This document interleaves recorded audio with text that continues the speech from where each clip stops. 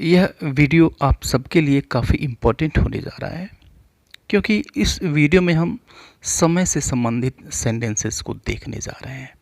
और ये सेंटेंसेस वैसे सेंटेंसेस हैं जो देखने में काफ़ी डिफ़िकल्ट मालूम पड़ते हैं, लेकिन वास्तव में ऐसा है नहीं अगर आपने एक बार समझ लिया। जैसे अगर हमको कहना हो कि 2 महीने हो गए हैं, तो फिर इसको हम कैसे कहेंगे?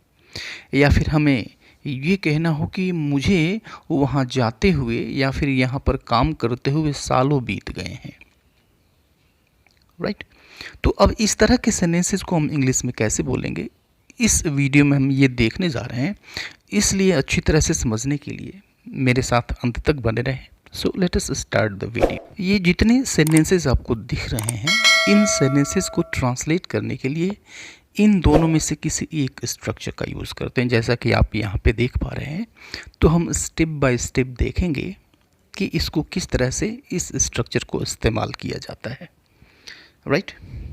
देखिए, अगर हमको ये बताना है कि 2 महीने हो गए हैं, या फिर सालों हो गए हैं, या फिर घंटों हो गए थे, तो या तो आप प्रेजेंट में बताएंगे या फिर पास्ट में बताएंगे, राइट? तो अगर आप प्रेजेंट में बता रहे हैं तो आप हैज़ या फिर हैव का यूज़ करेंगे। हैव नहीं आता है, हैज़ का ही यूज़ करेंगे। और पास्ट में बता रहे हैं तो फिर आप हैड का यूज़ करेंगे। मीन्स इट हैज़ बीन या फिर इट हैड बीन, राइट? उसके बाद से आप टाइम लिखते हैं। जैसे देखिए, 2 महीने हो गए हैं, means it has been 2 months. It has been 2 months, 2 महीने हो गए हैं। सालों हो गए हैं, इट हैज़ बीन ईयर्स।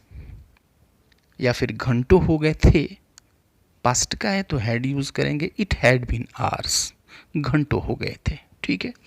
अब इसमें से जो इसमें जोड़ दिया जाए कि किसको हो गया है।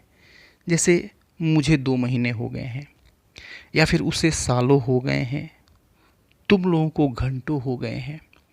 तो अब यहाँ पर जो तुम्हें आया, हमें आया, उसे आया, उन्हें आया, उसको आया, इसको हम टू से जोड़ देते हैं। To him, to us, to you, to them, या फिर टू हिम, राइट? जैसे उसे वर्षों हो गए हैं, means it has been years to him. तुम्हें 2 दिन हो गया है, it has been 2 days to you. उसको हफ्तों हो गया था, means it had been weeks to him. It had been weeks to him, right? Okay, तो ये तो हो गया कि किसको कितना समय हो गया था। अब आपको ये बताना है कि क्या करते हुए हो गया है या फिर हो गया था। क्या करते हुए यानी जो काम है वह जारी है, ये बताना है आपको कि क्या करते हुए, क्या करना आपने कितने समय से शुरू किया और उसको करते हुए कितना समय हो गया। जैसे मुझे यहाँ काम करते हुए 2 साल हो गए हैं, तो 2 साल पहले उसने काम शुरू किया और अभी यह काम चल रहा है, तो क्या करते हुए इतना समय हो गया है। मुझे यहाँ काम करते हुए 2 साल हो गए हैं, ठीक है? तो अगर काम भी दिया हुआ है तो इसको लास्ट में हम आईएनजी फॉर्म में रख देते हैं। तो मुझे यहाँ काम करते हुए 2 साल हो चुके हैं या फिर हो गए हैं। It has been 2 years to me working here. It has been 2 years to me working here, यानी मुझे यहाँ काम करते हुए 2 साल हो गए, यानी वहाँ पे काम अभी वो कर रहा है। उसे सोते हुए 3 घंटे हो गए हैं, means it has been 3 hours to him sleeping, यानी सोया 3 घंटे पहले, अभी भी सो रहा है, काम चल रहा है, ठीक है? तो जब काम चल रहा हो तो लास्ट में हम सिर्फ वर्ब की आईएनजी फॉर्म जोड़ देते हैं। तो ये भी तो हो सकता है कि काम ख़त्म हो गया हो, राइट? ये भी हो सकता है काम ख़त्म हो गया हो। जैसे मुझे बाहर खाना खाए 3 महीने हो गए हैं, ठीक है? 3 महीने से वो खाया नहीं है। 3 महीने पहले ये काम ख़त्म हो गया, उसके बाद से वह गया ही नहीं बाहर खाने के लिए।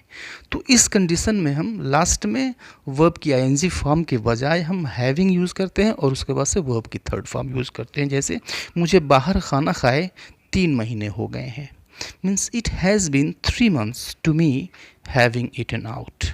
It has been 3 months to me having eaten out. एक और एग्जाम्पल देखिए, उसे गांव आए हुए वर्षों हो गए हैं, means it has been years to him having come to the village. It has been years to him having come to the village. तो अभी के लिए इतना ही, मिलते हैं नेक्स्ट वीडियो में, तब तक के लिए goodbye and take care.